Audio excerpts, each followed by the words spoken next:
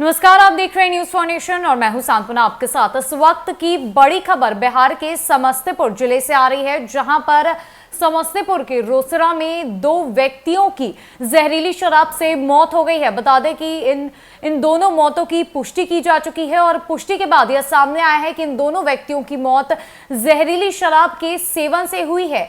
बता दें कि शादी के एक समारोह में कुछ लोगों ने शराब का सेवन किया था, जिसके बाद ये जहरीली शराब निकली और इससे कई लोगों की हालत नाजुक है। सभी लोगों को अस्पताल में भर्ती कराया गया है और उन लोगों में शामिल 2 लोगों की इसी जहरीली शराब से मौत हो गई है।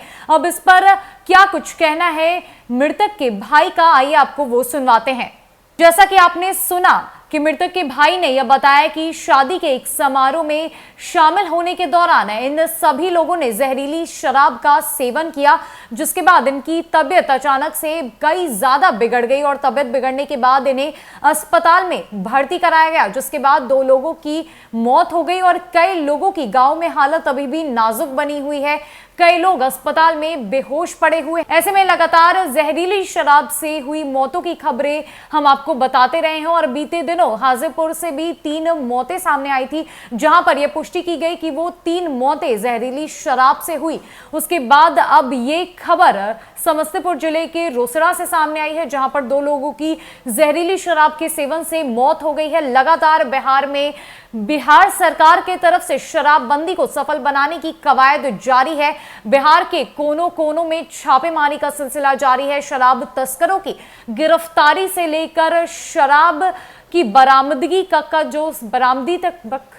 शराब की बरामदगी का जो सिलसिला है वो शुरू है। तो वहीं दूसरी तरफ लोग भी बाज नहीं आ रहे हैं। लगातार लोग शराब का किसी ना किसी तरीके से सेवन कर रहे हैं, वो किसी भी तरीके से शराब को उपलब्ध करा रहे हैं, जिसके बाद अब ये आलम आ गया है कि जहरीली शराब से मौतों का आंकड़ा बढ़ता जा रहा है और अब समस्तीपुर से भी 2 लोगों की मौतों की पुष्टि हुई है। ऐसे में बिहार सरकार जहां एक तरफ लोगों को जागरूक करने में लगी हुई है, शराबबंदी को सफल बनाने में लगी हुई है और इसकी कमान भी मद्य निषेध विभाग के अपर मुख्य सचिव के पाठक ने संभाल रखी है, तो वहीं दूसरी तरफ एक के बाद एक मौत की खबर सामने आ रही है। ऐसे में सरकार की परेशानी लगभग अब बढ़ती हुई नजर आ रही है। सरकार एक तरफ सख्ती बरत रही है तो दूसरी तरफ लोग चोरी छुपे शराब का सेवन करते हुए नजर आ रहे हैं। ऐसे में अब ये 2 मौतें होना एक चिंता का विषय बन चुका है। अब नीतीश सरकार को एक नए स्तर से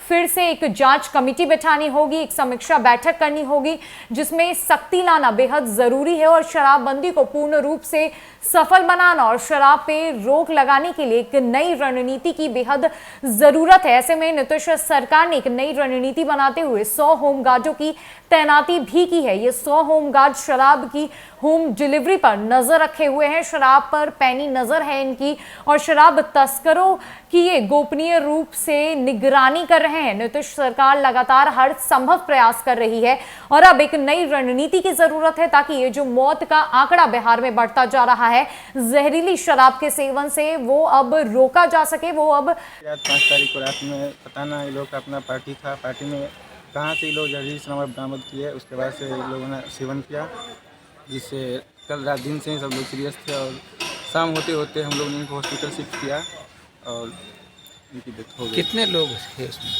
इस ग्रुप में तो पार्टी में तो सारे लोग ही थे, अपने ग्रुप के ही सब लोग थे। इसमें कौन किया कौन नहीं किया ये तो नहीं बता सकते हैं, बट जो भी किया है काफ़ी लोग सीरियस हुए हैं। गांव में भी हैं बहुत सारे लोग जो सीरियस हुए थे, कुछ की हालत ठीक है, कुछ नए हॉस्पिटल आए हैं।